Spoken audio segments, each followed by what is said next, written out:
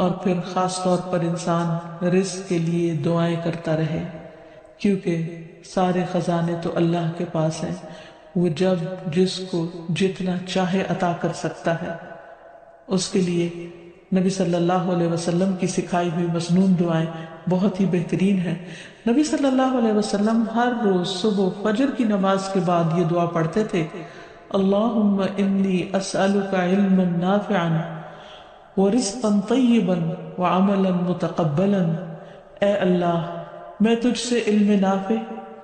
طیب رزق یعنی پاکیزہ رزق اور مقبول عمل کا سوال کرتا ہوں، یعنی ایسے عمل کی توفیق دے جو تیرے ہاں قبول ہو جائے، تجھے پسند آ جائے۔ اور اس کے ساتھ ساتھ انسان کو حرام سے بچنے کی دعا کرنی چاہیے۔ اس سلسلے میں آپ صلی اللہ علیہ وسلم نے جو دعا سکھائی وہ ہے، اللہم اکفنی بحلالک عن حرامک واغننی بفضلک عمن سواک۔ اے اللہ، اپنے حلال کے ذریعے حرام سے میری کفایت فرما، یعنی مجھے اتنا حلال دے کہ مجھے حرام کی ضرورت ہی نہ رہے، اور اپنی مہربانی سے مجھے اپنے علاوہ ہر ایک سے بے نیاز کر دے، یعنی مجھے انسانوں کا محتاج نہ کر، کسی اور کا محتاج نہ کر، صرف اپنے خزانوں سے عطا فرما۔ پھر اسی طرح خاص طور پر بڑھاپے کی زندگی کے لیے وسعت رزق کی دعا کرنی چاہیے، کیونکہ جب انسان بوڑھا ہو جاتا ہے تو اس کے اعضاء کمزور ہو جاتے ہیں، وہ اپنے لیے خود کچھ کمائی نہیں کر سکتا، وہ دوسروں پر ڈیپینڈنٹ ہو جاتا ہے، تو اس وقت وسیع رزق کی دعا سکھائی گئی۔ فرمایا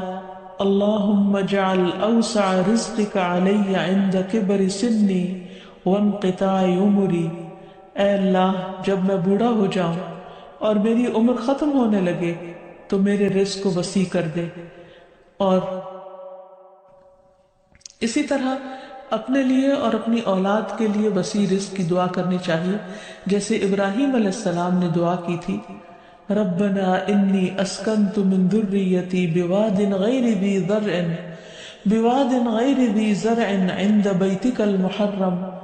ربنا لیقیموا الصلاة فاجعل افئدة من الناس تہوی الیہم وارزقہم من الثمرات لعلہم یشکرون۔ اے ہمارے رب، بے شک میں نے اپنی کچھ اولاد کو اس وادی میں آباد کیا جو کسی کھیتی والی نہیں، تیری حرمت والے گھر کے پاس، اے ہمارے رب، تاکہ وہ نماز قائم کریں۔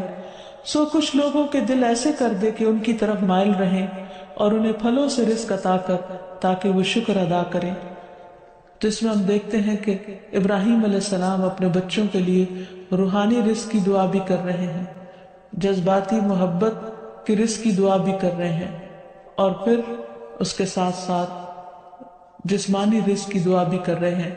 جو ہر انسان کی ضرورت ہے، اور اس میں سے بھی بہترین رزق یعنی پھلوں کے رزق کی دعا کر رہے ہیں، کیونکہ انسان کو اللہ تعالیٰ کا صرف رزق ہی نہیں مانگنا چاہیے، بہترین رزق مانگنا چاہیے۔ یعنی ایک تو سمپل سی دعا ہے اللہم ارزقنی، اور پھر